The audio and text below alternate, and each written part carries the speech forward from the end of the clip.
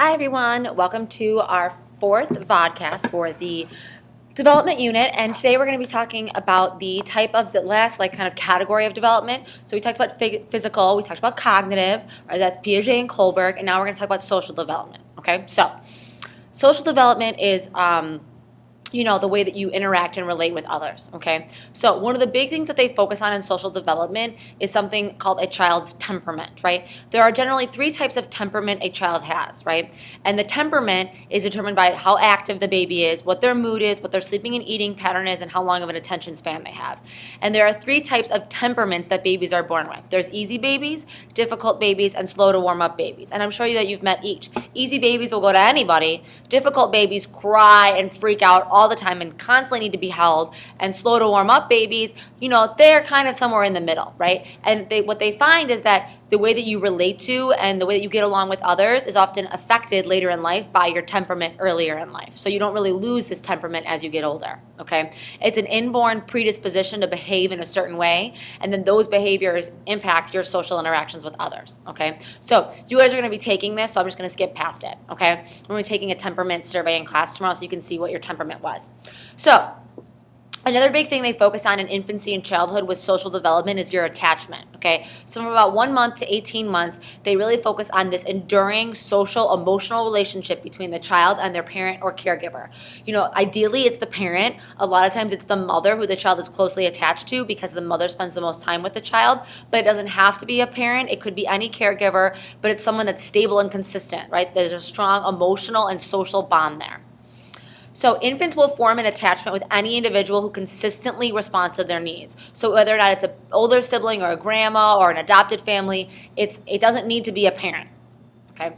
And their temperament can play a role in their attachment. So for example, babies that are difficult, the parents might have a harder time forming an attachment with that child because the baby is so difficult. They cry a lot, they don't sleep, they're a lot to handle, and so it's much harder when you're very stressed out and all these things trying to give love and affection to the child who's very difficult, where maybe an easy baby is a little bit easier to give affection to, and so you might have a different kind of attachment. All right. One of the biggest questions we ask when we think about attachment of kids is what's most important. Is it, do kids become attached because their parents feed them and provide for them? Or is it because their parents love them and cuddle them, right? Which is the biggest idea here, right? And something that's interesting is in studying this, right, we obviously cannot study humans. So what we decided is instead we're going to study monkeys. And what they did is they took monkeys and they separated them, right? And they gave them a wire mom that would feed them and a cloth mom that they could cuddle with. And they wanted to see which one the monkey would spend more time with. And they found that this little rhesus monkey here, right, with their little thumb in his or her mouth, right, would spend up to 20 to 22 hours a day with this doll, with this mom, and then would only ever go over here to feed. And a lot of times when they were feeding, they would still keep their feet connected to this doll, right? That's because they really actually love their parents, or they get attachment based on comfort, not on food, right? And this study was done by Henry and Margaret Harlow. It's known as the Harlow monkey experiment. People think of it as pretty cruel because you separated these little monkeys from their parents and put them with cloth monkeys, and it turns out later on that even with the cloth monkeys, they were still traumatized because the cloth was soft and comfortable, but it couldn't respond to them when they were crying like a real mom could, okay? So you need cloth, but you also need responsiveness. You need comfort, but you need responsiveness. Mary Ainsworth kind of took the monkey study, right, and applied it to humans, okay? Now, of course, she couldn't take away human babies from their moms and dads. What she devised is a way to tell not to see what kind of attachment was better, but a way to tell what kind of attachment they had, and then to study them throughout their life to see how that attachment affected them. So she devised an experiment called the strange situation, okay? And what she did is she asked a mother to bring their infant into a room that was totally unfamiliar and had lots of toys. The mother and the infant would spend time in the room, and she would watch. Did the infant move away from the mom to explore? Did the infant cling to the mom, right? Then a stranger would enter the room and try to play with the infant. And how did the infant respond to that?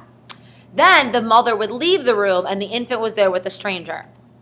Then the mother would return, and she would watch how the child would react to the mother's return. Would the child be happy to see them? Would it be calming? Would they ignore the parent returning? What would they do? Right? And then the mother left the room again, leaving the infant alone, and they would see how they react. And last but not least, the mother would return again, right? So there's kind of a lot of steps in the strained situation. And all the time, Mary Ainsworth and her grad students, right, and her little, her peeps, right, are watching the infants and describing their behavior. And they found that certain attachment styles had certain behavior when the mother left and came back and left and came back, right? So she came up with 3 basic types of attachment patterns, right? So the first one is secure, which is the best, insecure, which is right? And avoidant, ambivalent, disorganized. And that's kind of like a combination category. It's like this kind of middle to low, right? The ideal is secure, okay? So what is secure attachment?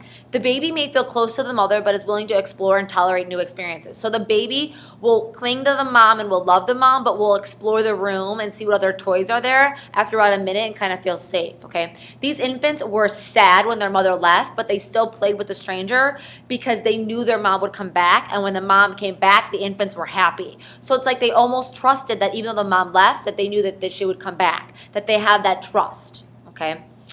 Insecurely attached, right, the baby would be anxious and either avoid any new or strange experience. So they would cling to their mom and not want to explore the room at all. Okay, so they cling to their mom in the new environment, like I said. When the mother leaves, the infant cannot be calmed, won't play with a stranger, freaks out because it doesn't believe that its mom will come back, or it completely ignores the mom, it doesn't even know the mom is gone or missing or not there at all. If the mom's gone, okay, whatever, I can kind of take care of myself, because they are never catered to when they need help. Okay, and that's this kind of behavior here, right? So we have secure and insecure.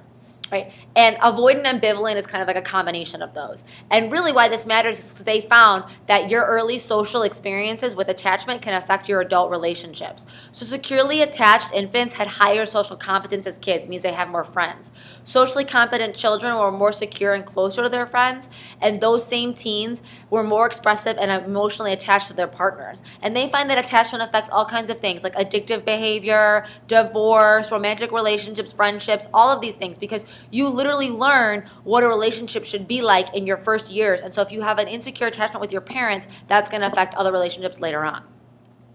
Okay, another thing we look at with the social development of kids is their parenting styles. So Diana Baumrein, she took a sample of 100 preschool kids in California, almost all white, so not very representative, and figured out that parents differed on 4 different things: expression of warmth, the way they disciplined, communication, and how mature they expected their kid to be, right? And when she looked at them in these 4 things, she came up with 3 categories of parenting. The first category is the permissive parent. This is like the marshmallow parent. You can kind of squish them. You can get away with whatever they want. This is like the mean girl parent. I'm not a real mom. I'm a cool mom, right? Then you have authoritarian, right? Authoritarian is like you will do what I say because I say so, right? Now, do it, right? This is like the very strict, if you know that 70s show, Red, right? He's a very strict parent.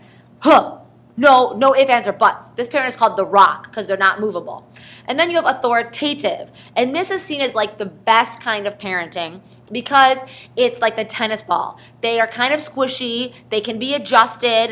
They will talk to their parent, they'll talk to their kids and listen to what they have to say and, make adjustments. They'll give a little, but they have firm boundaries. They're not just going to go along with anything, right? And they said that this is the best kind of parenting because it teaches your child the most responsibility. That each type of parenting leads to a different type of child. And here's the deal, though. Not every, there might be an authoritative dad or authoritative dad and authoritarian mom, or a permissive dad and authoritative mom. So parents can kind of not be on the same page. And then, of course, there's a 4th type of parenting, which is neglectful. And obviously, out of all 3 of these, neglectful is the worst. They're not even there for their kid at all. And it's not that any of these are bad. You don't want to say they're bad, but the best kind of that's all for now, AP Psychos. And remember, psychology is flippin' awesome.